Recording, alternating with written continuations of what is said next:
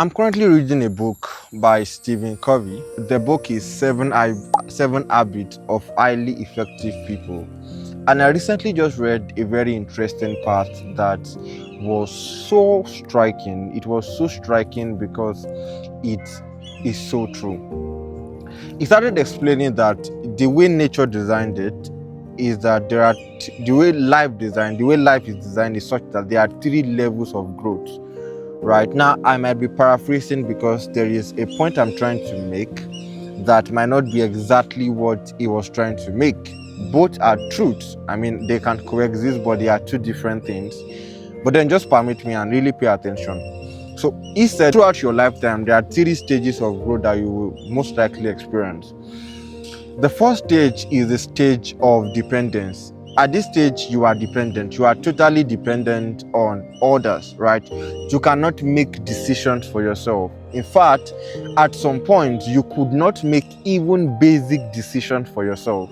So at some point, even as basic as actually eating, you cannot eat by yourself. You were so dependent on someone that you had to be fed. You were so dependent on others that someone just had to actually take your bed. You were so dependent that you could not decide what wears you were going to wear out, what clothes you were going to wear out.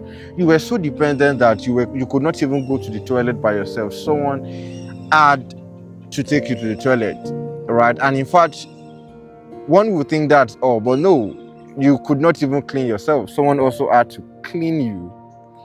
That was how dependent you were. You were so dependent that you could not really spend money of your own accord because you were not even making money. So someone had to make money for you to be fed and all of that. So literally, most of the decisions you had to take in life, you could not take of your own accord. You could not take from your own cognitive. I think that's the word, right? Your decisions were inked on someone else's decision, which most likely maybe your parent or your guardian. So you could not decide what clothes to wear. You could not decide what church to go, right? You could not decide what places to go. You could not make some decisions by yourself. Your decisions had to be dependent. You were so dependent that your decisions and another person's decision was automatically your own. Then as you begin to grow older, right, you began to grow older, you got to a stage where you were independent, right?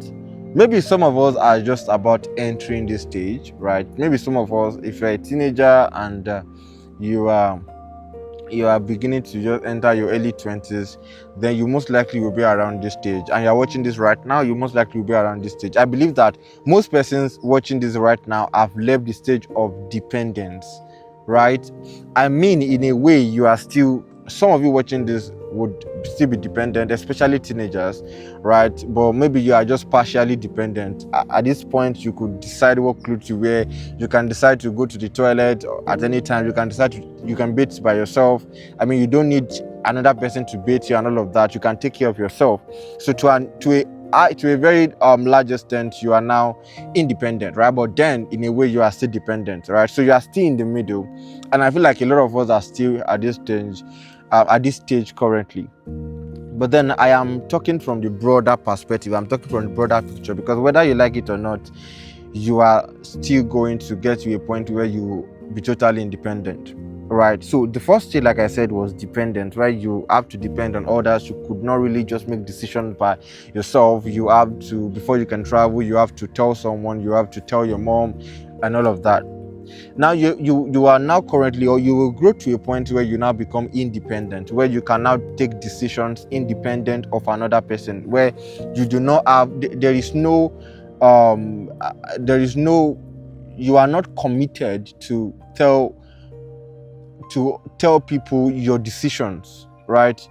You are not committed to consult people. You can take decisions by yourself, right? Because at this point you are independent already. You've grown to a point where you are now entrusted with responsibilities. You now have responsibilities where you are now responsible enough to be independent. You are now responsible enough to take right decisions. You can now be trusted that your decisions are right? You can start taking decisions that are right, right, to you, that you feel like, okay, this is the decision I want to take.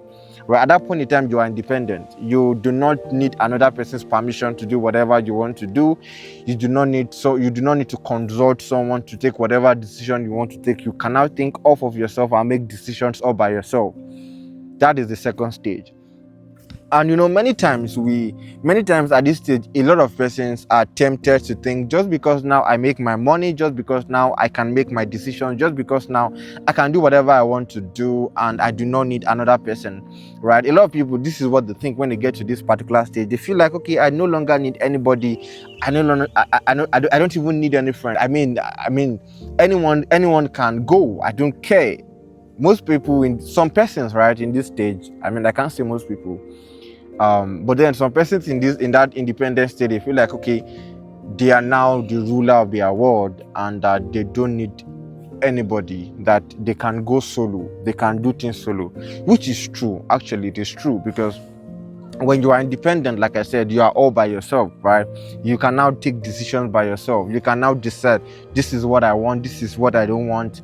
I don't want people, or I want people. I don't want this kind of people. I want this kind of people. So you can make all of these decisions at that particular stage. But a lot of persons, many persons, or let me say some persons at this stage, they feel like they no longer need any other person because they feel like that is the end of it. They think they are going to die independent. They think that these stages of growth, right? They think life is designed in such a way that only these two stages of growth are important. They feel like, okay, I was dependent, right? Now I'm independent, and that is all. I'm going to die independent. Even when I grow old, I'm still going to be independent. I don't need anybody. I don't need friends. I don't need anybody. I can do all of these things on my own. I can think on my own. I can make decisions by myself. I can make money by myself. I don't need any other person. That is what a lot of persons, or some persons in this particular second stage of life, feel. Some persons, which is not totally wrong, which is not false, but eventually life is designed in such a way that you cannot exist on your own. There are so many humans on this earth because it is not possible for you as a man to exist on your own and survive on your own in this world. And so there is a third stage that Stephen Covey highlighted in that particular book, which is the interdependent stage. See, the interesting thing about this stage is that you cannot move, you cannot upgrade, or you cannot move to this stage of interdependence if you've not grown to a point where you are independent, where it is not, you can't jump in independence and move from dependence to interdependent. That is not possible, right? So you have to move from dependence to independence, and then you can now decide whether you want to be interdependent. And one thing you can pick from what I just said now is that this being interdependent is also it's also subjected to your choice when you are independent, right? It's also subjected to your choice. I said one thing about independence, when you're independent, is that you can begin to make your choices, and one of the choices that you would make is whether you want to be interdependent or not, right? So the thing about life is that you cannot be dependent for too long. No, when you begin to grow, right, you grow to a point where naturally you will just be independent. But then when it comes to interdependence, you would have to decide whether you want to be interdependent or not. And one thing about interdependence is it is not like you are dependent on another person. No, it is a case of I am already full, I am already on my own, and then there is another person, or there is another group of people that are also on their own, and then you decide to just partner with them. It's like a partnership. So you bring your 1,000, and then another person will bring our 1,000 or is 1,000, and both of you together can chase 10,000. That is interdependence. So interdependence is you knowing that I am sufficient on my own, but then I can collaborate with you, I can partner with you, and together we can actually achieve bigger common goals, right? That is what interdependence is about. So a very clear example of interdependence is marriage. What marriage does is that it makes two independent people, well, ideally, because I feel like there are people that come into marriage still dependent, but then that is usually not the ideal. So we are talking about the ideal in this case. So marriage should be between two independent people. So the lady is independent, the guy is independent, and so these two independent people come together and decide to come together and form what you can now call interdependence. Both of them are not dependent on each other, but then they are now like one, right? So it's almost like these two separate entities now form together and form one entity, and together now, Bible was speaking somewhere, and this, the Bible is very complete, right? And the Bible was speaking and said, one shall chase 1,000 and two shall chase 10,000. And the interesting thing about that passage was that it didn't specifically say that the husband and wife would come together and chase 10,000. It didn't say the husband. In fact, the Bible did not say a man will chase 1,000 and then a wife will now chase 1,000, and then a man and a woman will come together and chase 10,000. That was not what the scriptures said. Of course, it applies to marriage, and that is why most times you hear it in the context of marriage, right? But then I'm also trying to say that even outside of marriage, two independent people, when they come together to form interdependence, what usually happens is that they are able to achieve bigger goals. So the scripture says one shall chase 1,000, and then two, when one and one come together and form two, they will chase 10,000. Ideally, if one chase 1,000 and then another chase 1,000, if 1,000 plus 1,000 is 2,000 naira. What am I saying there? It's 2,000, right? But then the scripture is saying that there is something about independence that is so powerful that is bigger than just independence, right? So if two independent people come together, they can actually achieve goals in multiples, right? Because if you look at it, ideally, if one will chase 1,000 and another, if one chase 1,000, then two people now come together, ideally they should change 2,000 based on that progression. It's called arithmetic progression. So if there's 1,000, right, if there is one bringing 1,000 and that person is bringing 1,000, that is 2,000. 2,000, right? 2,000. That is how it should be. But then the scripture was saying that what interdependent does is that if one chase 1,000, if two people come together in interdependence toward a common goal, they can achieve multiple. So it's not going to be arithmetic progression, it's going to be geometric progression. That is mathematics, so let's not go into that. But I'm trying to say that when two people, right, come together and form interdependence, it is so powerful that you can achieve goals in multiples. So what you would most likely chase on your own, as what you would achieve as an independent person, if you find the right person and both of you actually come together, maybe interdependence can be between more than two persons actually, right? It could be between 3 persons, even more persons, right? But I'm just using to because if you understand it applies to other maybe 3 or 4 or more, right? So if two people come together and interdependent, it's so powerful that they can achieve even much more bigger goals, right? So at the end of the day, you realize that everything does not end at independent. If you want to end at independent, if you want to build a kind of life that is where you just want to be solo, you feel like you don't need anybody, you feel like you don't need any community, you feel like you don't need friends, you will still be fine, or you might still be fine on your own. But at the end of the day, you will not be able to achieve the full potential that you would have achieved when you form interdependence with the right person.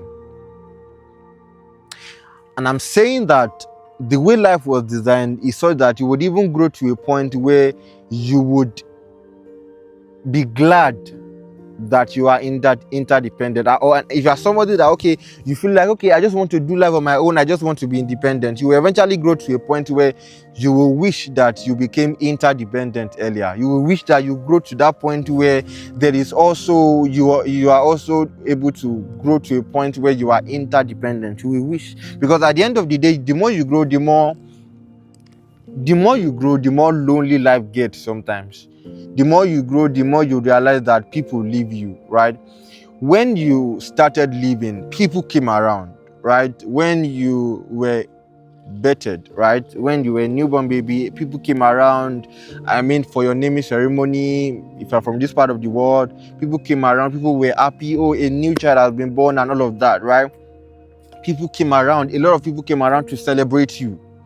But you now realize that as you grow older into adulthood, as you begin to grow older, it begins to look like the opposite of what happens when you are bettered. It's almost like people begin to leave you. So you now grow to maybe 80. At that point in time, even the children that came from you would have left you. Technically, they would have left you. They will begin to pursue their own life. So people will leave you so much that even the people that come from within you would leave you too. It's not just about people that came, external people that came. Even people that came from you will begin to leave you.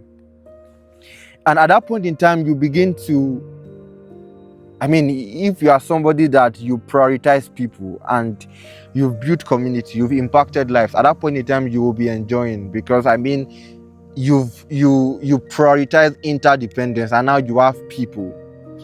But if you are somebody that felt like you could do life on your own, if you are someone that felt like you were okay being independent and you felt like, okay, you were going to be independent for the rest of your life,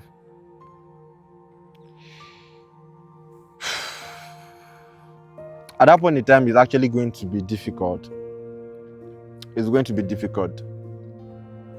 Because like I said, the older you get, the more it appears like people are leaving you.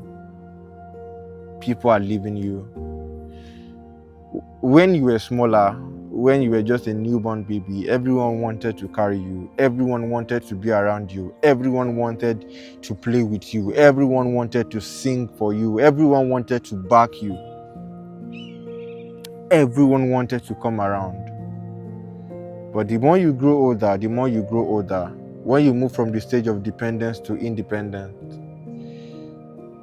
you now have the choice whether you still keep people around or not. You now have the choice whether you keep friends or not. And this thing is not about you being introverted. Because even as an introvert, you can actually make friends. Yeah. I'm an introvert and I have friends. I have a couple of friends. And I'm actually still even working on making more friends, better friends. So I'm sharing this for the sake of someone who has decided to do life being independent. Someone who has decided to remain independent. Maybe because of what you've passed through in the hands of women or people. You feel like, okay, I don't want to keep friends. I don't want to make friends. I just want to be on my own. I just want to grow up on my own. Understand that the way life works is that life is designed to accommodate these three stages: dependence, independence, and interdependent. And even marriage, like I gave as an example earlier, is an example of interdependence. It's you acknowledging the fact that you are independent. You can actually survive on your own. But then you want to collaborate, you want to partner with another independent person. And both of you want to achieve more goals together and actually enjoy life together and just fulfill purpose together.